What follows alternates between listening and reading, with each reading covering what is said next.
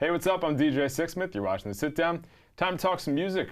Brandon Jenner's here with us. How are you? Good. How do you spell your last name? S-E-X? S-M-I? S-I-X. It's so funny. That was on my schedule. It was S-E-X. Was it really? S-M-I-T-H. Yes, and I even told the guy down in the lobby. Sexsmith. I spelled it out. I was like, it's Sexsmith. Like, that's what it says. So it's Sixsmith. Definitely not the first time that's happened. But yeah. It's a battle every couple minutes of my days to explain the name. But cool. I'm glad you're here. Anyway. Glad to have you in New York. It's nice to meet you. How's everything going for you? It's going good.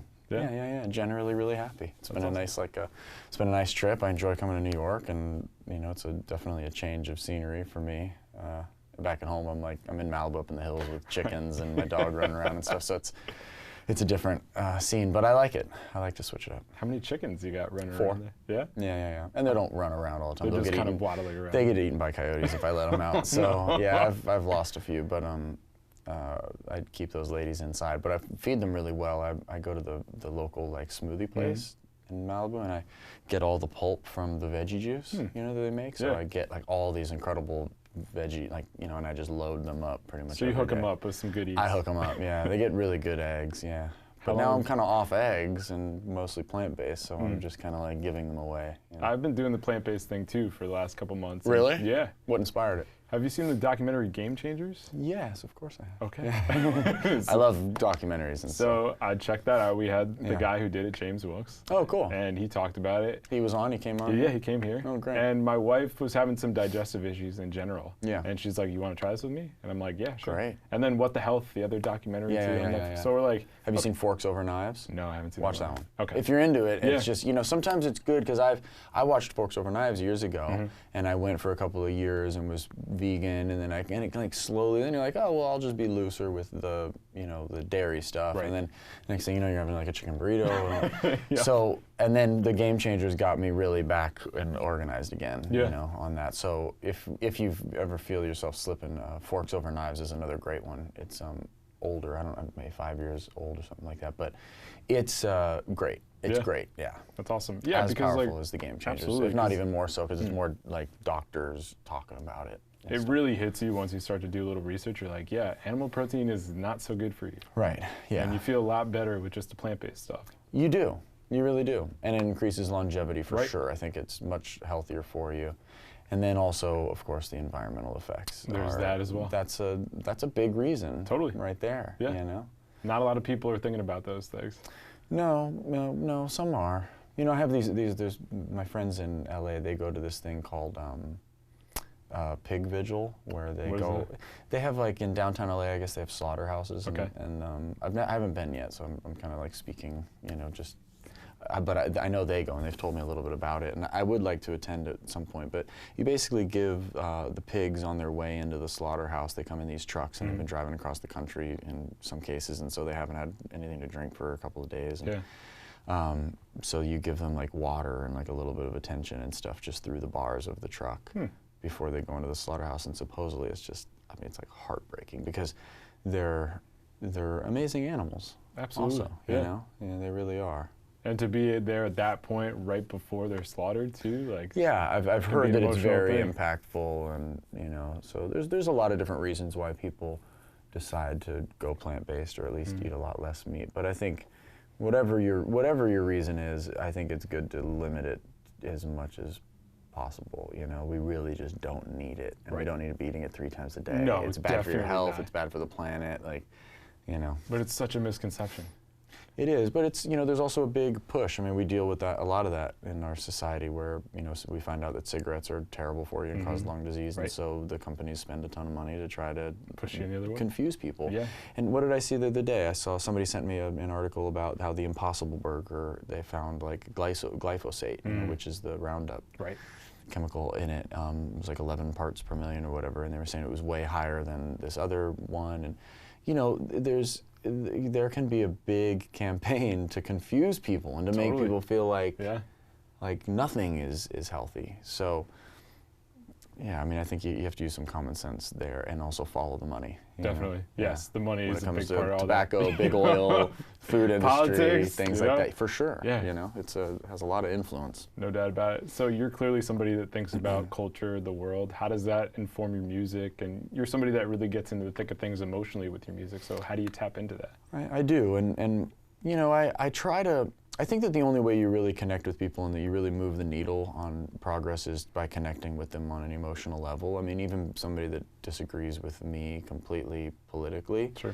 we all know what it feels like to be sad. We all want the best for our kids, and we want our kids to be happy, you know?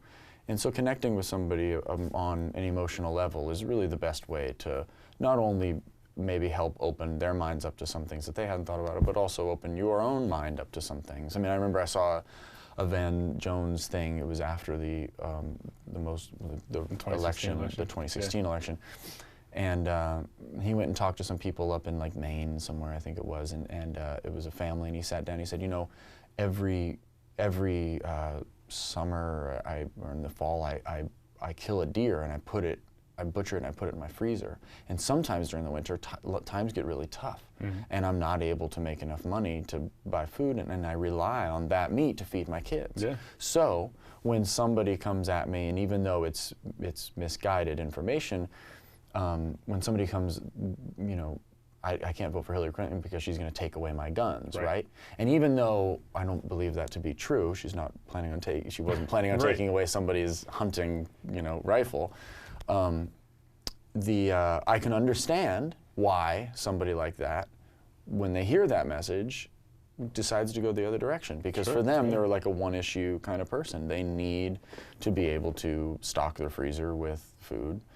You know, and that's kind of like when you hear that kind of emotional plea from somebody, it really opened my mind up to the fact that, you know, we live in very different worlds even within this country. And I think it's important to be empathetic to other people's problems. It's a really important quality to have, because it's so easy to just go to one corner or the other, but to actually put that in perspective, like that's somebody who needs to survive. Like they're using their gun for their family. They're not using it just for their own pleasure or other purposes, you know? But we lose that nuanced conversation in a lot of aspects of our society. And then you know, there's people that have like somebody in the LGBT community that's in their family, right? Like, so like you have a daughter that, you know, decides to marry another woman, or once sits her dad down one day and says, I'm not attracted to men, and, you know, and that really hits home, and that can convince people that, you know, it can it can happen to anybody, but it's like it's the only real way to like move the needle. It's one of those, so that's why, you know, for them, like, for somebody that's super conservative and believes in on the other side of the spectrum, if they were able to sit down with somebody who might have been conservative but then has had a family member or somebody that's transitioned within their family, a child or a sister or whatever, then they can help them understand, hey, but this could have very easily been you sitting in this chair, and you know, it's the only real way to connect. So I try to do that with my music. Bring it back to the question. I try to use my music as a way to connect on an emotional level, and hopefully, you know, do some good in the process. You know, one of the songs that I wrote recently was about gun violence, and you know, I didn't make it specific about that. You know, I don't use the word gun, and I don't use anything like that. I just made it a love song about losing somebody that you love in such a tragic, seemingly avoidable way, and hopefully, through that song, I'm able to kind of help people process the loss of somebody else. Because it's happening all the time, you know, and you've spoken about parents who are leaving and their kids are not going to be there when they get back. And just to be able to feel that and kind of work through it emotionally and to use music that way, that's a really powerful thing, not just for you, but for people all over the place. It's a cool deal. Yeah, and it's therapeutic for me too. Yeah. You know, when I feel, it's nice to have an outlet. You know, when you feel that inspiration, when you see somebody treated unfairly, and you have that drive, like, God, I wish there was something I could do about this, right? And you know, I know what it feels like to let that energy die down, and then you just get back into your normal routine, and you really never really did anything about it. I feel really grateful that I took the time to develop a skill, which is writing music, to be able to take that energy and feel like I can pour it into something and have something to show for it. Yeah, you know? Totally. Who are some other people, do you think, that have taken that time to pour into their music in a similar fashion? Like when you're just starting your career, who are people you look to that you really liked? That's a good question. I mean, you know, I've been listening to music for a long time, and I like things all across the spectrum.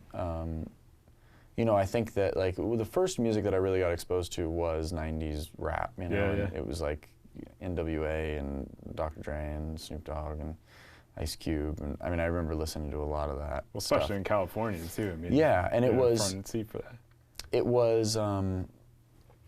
It was this vehicle for them to be able to explain what was going on, what they were seeing, you know, in their backyard, right, and like what their life looked like growing up, and how. And I thought that was like, what a powerful tool. They were able to use music as a medium to be able to get their message out, and I just think it's a beautiful thing. So that's really always inspired me. But then I've liked different kinds of music throughout the years. When I started making music, I guess Ray LaMontagne was like an influence, and Bob Dylan, Paul Simon, and you know, I listened to a lot of songwriters, people that focus heavily on lyrics. Randy Newman I saw play kind of recently, and I thought he was just great. What a great songwriter and lyricist. And I was just watching a documentary on the Beach Boys, Brian Wilson, and you know, anybody that dives super deep into music is an inspiration to me. Which documentary was that? Was it called Echo in the Canyon? Echo in the Canyon. Yeah. It's good. Really cool. I'm not done with it yet. We had Jacob Dylan here earlier this year, so yeah, that was really fascinating. Yeah. Just that whole time in California, and just that sound too, and kind of how it's transitioned over the years. Yeah, very cool. Yeah. I like that kind of stuff. Me too. Yeah. Yeah, history. And you know, it's one of those things where like I use music more as a therapeutic tool. I'm kind of like, I isolate myself a little bit with it. I don't co-write that much. I mean, I do sometimes, but like I mostly just see it as like a way of looking inward. So I admire people that treat it a little bit differently. And those people are a good example of like, it was very collaborative. And so, you know, I admire people that really are such big fans of music, that they understand the nuance between different styles and when certain styles and what led to this and what led to that. You know, I think it's pretty cool. I wouldn't say that I'm that knowledgeable. I just kind of know what I like, and that works for you too. Yeah. So it's this really personal thing. It's this intimate thing, but then you have to be really public with it in terms of performing for people, putting stuff out there. What's it like balancing all of that? Well, you know, if my music, if I do this interview and there's one person that checks it out and listens to it, let's just use the song "All I Need Is You" as an example, is, you know, that they've lost somebody and they listen to the song and they know what it's about, and it brings them some kind of peace and it helps them process the emotion, then it's worth me coming and doing this interview. That's a win, right? I mean, it's so. You know, I've been around. I've watched a lot of my family have, you know, a lot of fame. Even my dad, even when I was a kid. I mean, I've been around it most of my life, and I know that there's perks, but there's a lot of sacrifice that comes with it. But I'm willing to accept some of that sacrifice if the thing that I'm doing and the artistic expression that I'm promoting, if that's helping people through difficult times, I'm willing to like take some of that sacrifice, and so that's what drives me to go out and continue to push it. And I feel like it's just a part of the service that I'm doing, because that's the only thing we really leave behind is the effect that we've had on people. You know? Right, making an impact with what you're doing here. You know. Right. I mean, we don't leave behind the things that we acquire, or you know. We only leave behind the way we treat people and the way we make people feel. That's really the only thing we leave behind, and that more so than anything with our kids, you know. So I really focus on being a great dad, and then I do what I can to take this thing that has always been this burning kind of fire in me to make music and to create, and hopefully inspire people and be kind to people along the way. Totally. You know? Yeah, absolutely. Yeah. When do you feel like you found your sound, you found your comfort zone when it comes to music? Still haven't. I'm still trying to tinker with it? Yeah, still. I mean, I'm always messing around with different styles, and it's singing and playing the guitar and grabbing an acoustic guitar and writing a song is something that will always be like a foundation for me.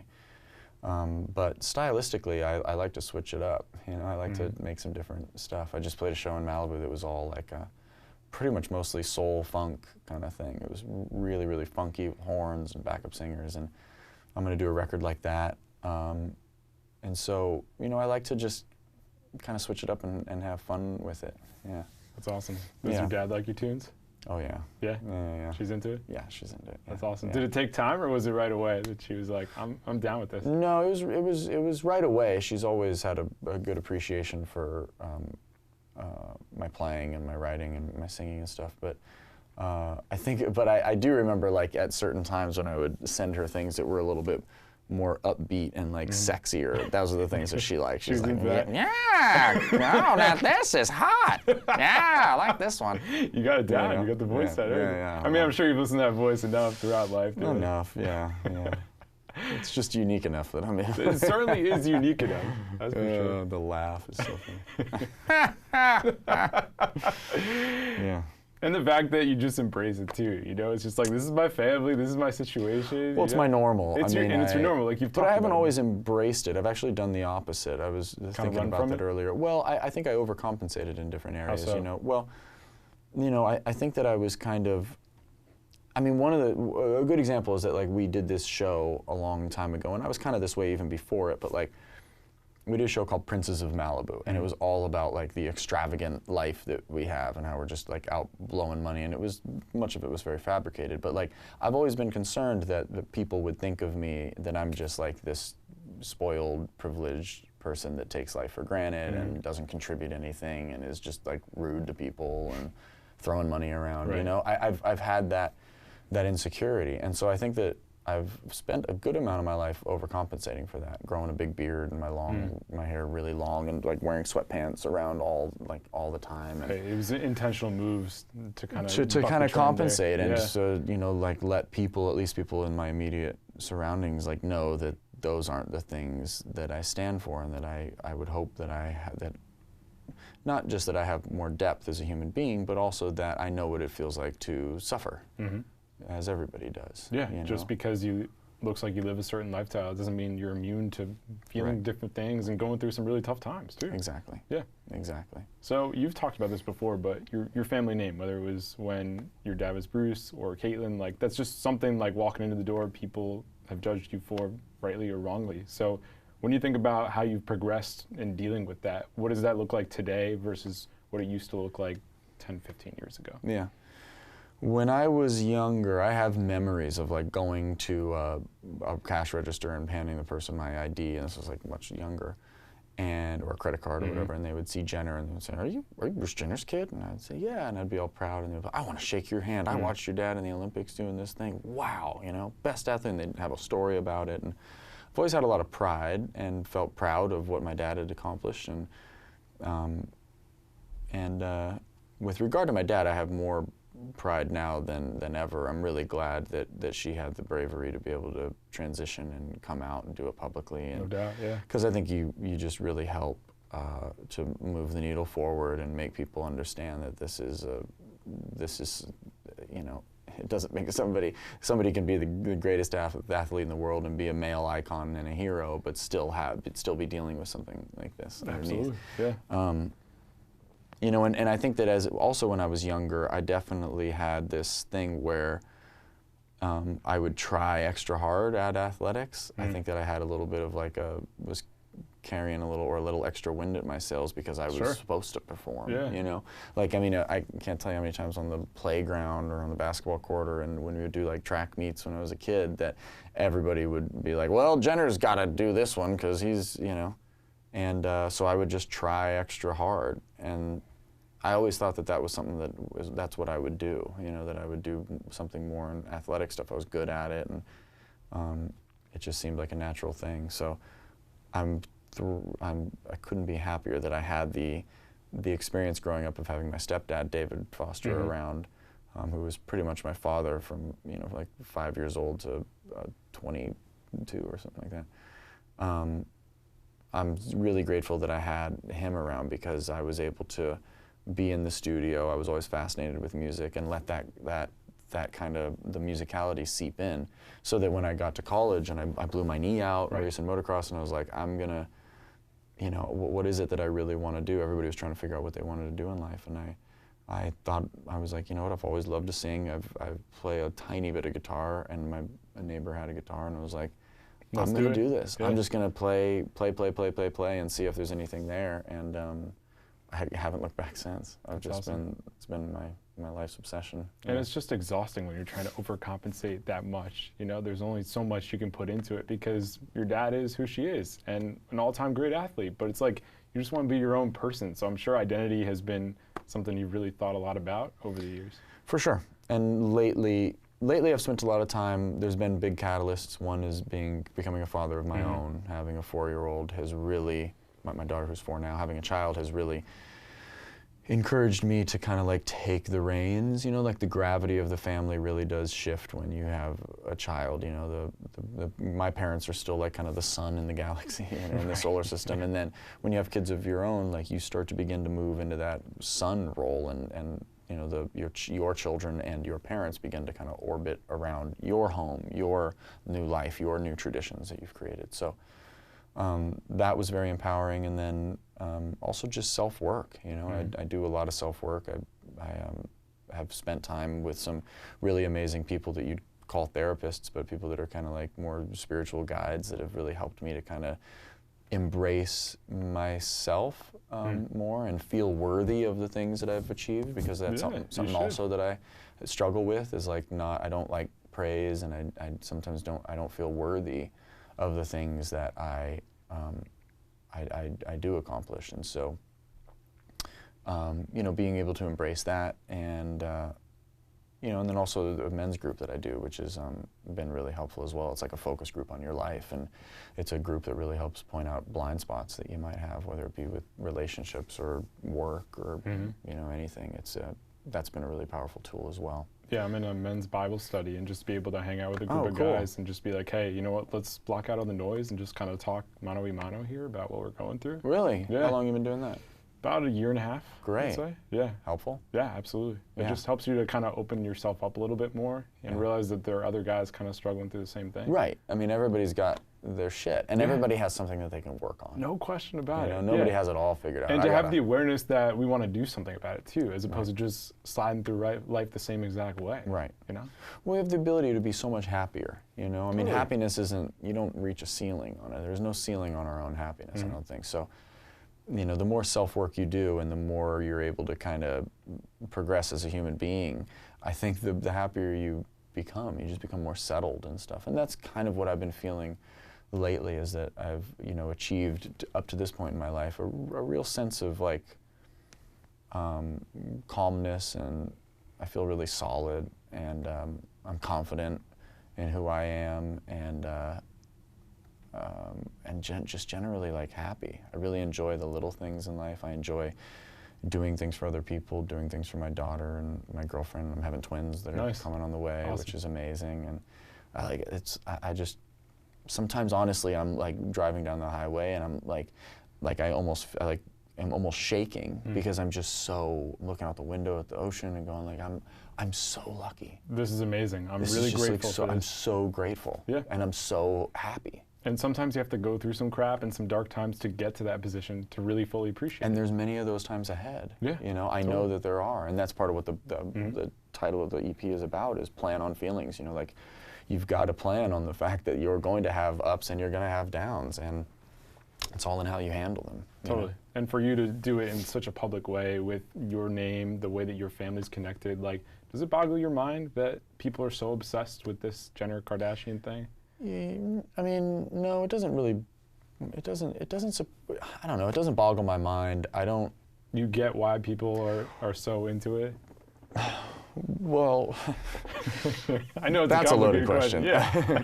But no, the truth is that I don't really pay attention to that much stuff. So I don't really, I have this kind of like rule where if I appear on anything, or if I don't watch it, I kind of refuse to see what happens on the other end of things. But you are willing to participate, and this is fun. Right. What you and I are doing right now is a lot of fun. Absolutely. I love sitting down with just somebody, having a good conversation. Have a great conversation. Ideally, I'd like to get to know more about you than you get to know so much about me. But this is a lot of fun. Totally. And this is a good experience. Absolutely. you know, watching yourself in this or on reality TV or something like that, you start to like, it starts to like manipulate your ego in a way where you start thinking about your image and how you come across and the way you speak. You're super and then critical you become of yourself. a little bit more fabricated, I think, as a human being. So I kind of have this rule to stay away from it, you know. So like, I don't have Google alerts on my, you know, I know people that do, and there's people in my family that do, and they're reading all the shit that comes out about them, and it's just not the way that I like to operate. I'd prefer to just leave all of that, you know, separate. And so I don't really have like I don't spend a lot of time thinking about that, you know. I don't really spend a lot of time, you know. Sometimes I get recognized when I'm out in the street, and it's flattering. It's like, right, you just cool. go with it. Yeah, awesome. Yeah, great. On to the next thing. Nice to meet you, lovely people. Amazing. I hope that, you know, that made them a little happy, and it makes me happy. It's a win-win, and I move on. Yeah, you just go. But it's just, like you said, it's been your normal for so many years. And it has been my normal. So for somebody on the outside, it's not normal. Right. And so that's the reason why I think there's such a huge It also gave me a good look into, you know, a bit behind the curtain on what it really brings happiness. You know, I also know firsthand that, like, well, secondhand or whatever, when I was younger, secondhand. But I've seen that, like, the more fame and fortune you have does not mean that you're going to be happier, right? And a lot of times it actually leads to a little bit more unhappiness and being unsettled and wondering why people are your friends and feeling like you need to isolate yourself, and people that just want to like stare at your face, and people like they feel like they know you better than they do, and in truth they don't. Right. And so, you know, I know that it does not contribute to being happier. And so that's not, you know, that's not the thing that motivates me. That's not the thing that I'm not motivated to become more famous. I'm not motivated to make more money. I'm motivated to use this thing, this skill set that I've had, that I've been working on my whole life, to hopefully make a little bit of a difference in some people's lives. Because music has done the same thing for me. It helped me get through tough times when I was young.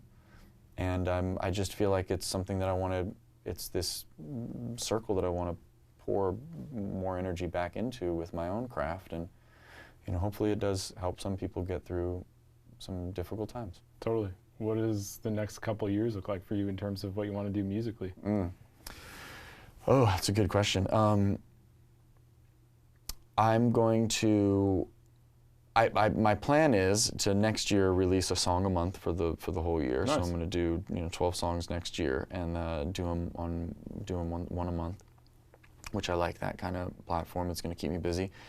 And I'm just going to continue to make music that I'm inspired to write. Like, make music really for myself, not judge it before I write it through the eyes of other people. Just do the things that are happy, and get out on the road and meet people. You know, my plan is in the beginning of the year to take some time to, you know, make sure that I'm very present for these twins. It's probably important. Yeah. So I'm going to be at home writing a lot and recording a lot, because my studio is at home. So I'm going to be very homebody for, you know, a little while, and then get out on the road and meet people. Like, there's nothing better than going out and playing shows, and especially a show with a great band and playing kind of like some upbeat music and putting the guitar down and being able to just perform is an absolute blast. It's just so much fun. I bet it's the best feeling in the world just to be on stage and just not think about anything else and just focus on the music, and then also see the people that are enjoying it as well. It's amazing. Yeah. It's amazing. So I just can't wait to play more shows and develop the show, and, you know, start bringing more and more people out, so that I can, so you just have a really good energy, you know, just tear the roofs off of places and have a good time. And, you know, going to different parts of the world is also a wonderful thing. To be able to bring my daughter around the world playing music, and to show her, you know, parts of the world. That's one of the things I'm most grateful for, is the fact that my parents brought me to some really cool places when I was young. Africa and Indonesia and Japan, and like places where people live very differently. And it really opens you up.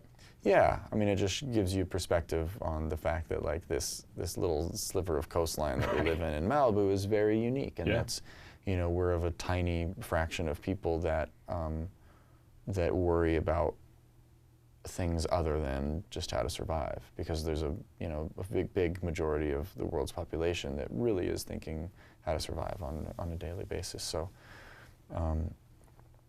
you know, I feel like that gave me at least some perspective on that, and I would hope to be able to give my children that same perspective, and using music as a vehicle to be able to do that is incredible. So traveling and playing shows, that's what I want to do. Yeah. I think so. Not too bad. Yeah. Ryan, thanks a lot, Good, man. Thank you. Really nice to meet you. Check out his music on all the streaming platforms from Brandon on DJ. See you next time here on The Sit Down.